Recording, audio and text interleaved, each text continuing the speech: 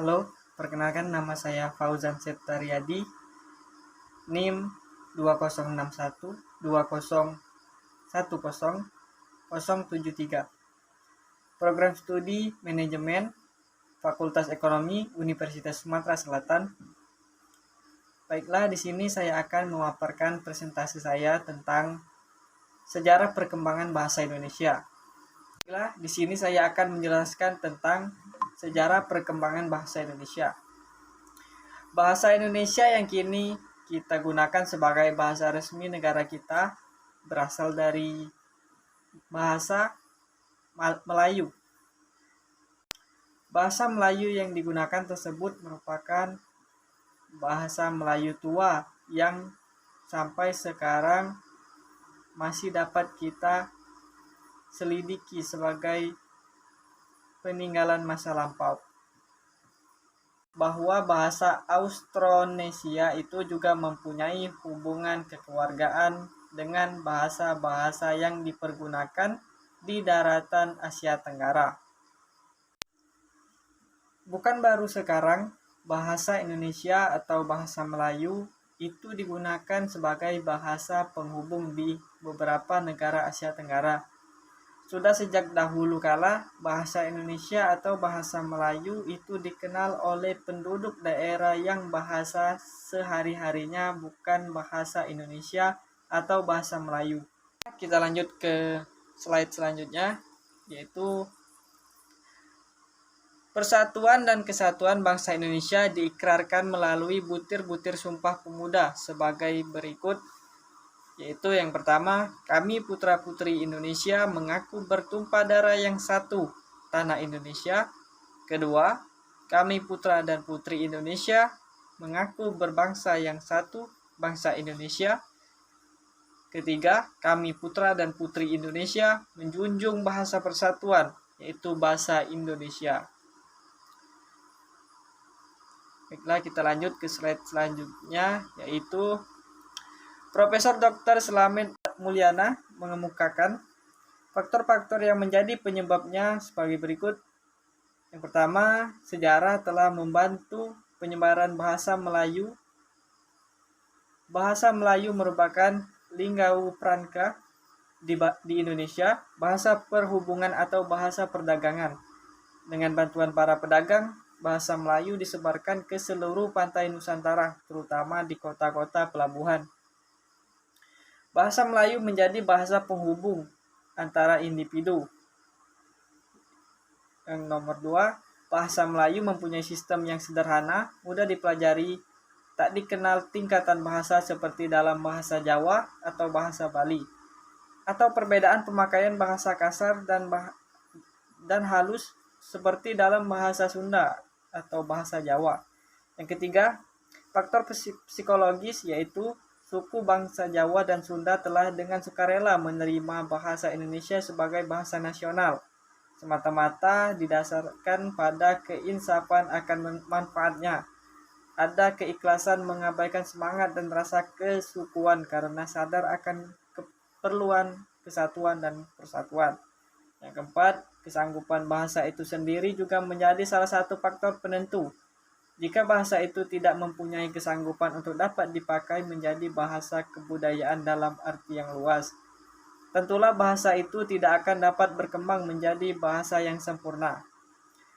Pada kenyataannya dapat dibuktikan bahwa bahasa Indonesia adalah bahasa yang dapat dipakai untuk merumuskan pendapat secara tepat dan mengutarakan perasaan secara jelas.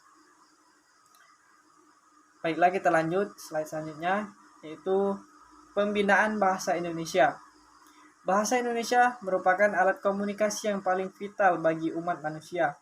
Bahasa memiliki sifat yang dinamis sesuai dengan perkembangan kebudayaan, ilmu pengetahuan, dan teknologi. Kedinamisan bahasa menuntut dilakukannya upaya pembinaan bahasa Indonesia. Pembinaan bahasa merupakan upaya sadar, terencana, dan sistematis tentang peningkatan mutu bahasa sehingga masyarakat pemakainya memiliki kebanggaan dan kegairahan menggunakannya. Batasan tersebut tampak sejalan dengan peningkatan jumlah pemakai bahasa lewat penyebaran hasil pembakuan, penyuluhan, pembimbingan, serta penetapan kedudukan dan fungsi bahasa. Kita lanjut ke slide selanjutnya, yaitu sasaran pembinaan bahasa Indonesia. Halayak sasaran dan target yang hendak dicapai. Halayak sasaran yang dapat terdiri atas berbagai golongan, misalnya 1. Penutur asli, 2. bukan penutur, 2. bukan penutur asli, 3. masih bersekolah, 4. tidak bersekolah, 5. guru, 6. karyawan. Adapun slide selanjutnya yaitu lanjut lagi, target yang hendak dicapai dalam usaha pembinaan bahasa Indonesia adalah nomor 1. menumbuhkan sikap positif, 2. meningkatkan kegairahan Indonesia, 3. meningkatkan keikutsertaan dalam menjaga mutu bahasa Indonesia. Baiklah, kita lanjut lagi. Peran pembinaan bahasa Indonesia. Pembinaan bahasa Indonesia sebagai sebuah proses dilaksanakan dalam berbagai usaha seperti pengajaran bahasa Indonesia. Pembinaan bahasa Indonesia pada dasarnya memiliki peran, yaitu pertama, memperkenalkan ciri-ciri dan membangkitkan penghargaan pada bahasa Indonesia baku dan bahasa non-baku. Yang kedua, memperkenalkan ciri-ciri fungsi berbagai varian bahasa yang ada sehingga pengajaran bahasa Indonesia lebih relevan untuk anak didik dan memperkecil jarak antara sekolah dan masyarakat. Yang ketiga, memandu siswa mempergunakan ciri bahasa yang tepat sesuai dengan fungsinya. Baiklah, kita lanjut lagi. Upaya pembinaan bahasa Indonesia. Pembinaan adalah upaya untuk meningkatkan mutu pemakaian bahasa. Usaha-usaha pembinaan ini mencakup upaya peningkatan sikap, pengetahuan, dan keterampilan berbahasa. Usaha pembinaan yang dilakukan antara lain melalui pengajaran dan pemasyarakatan.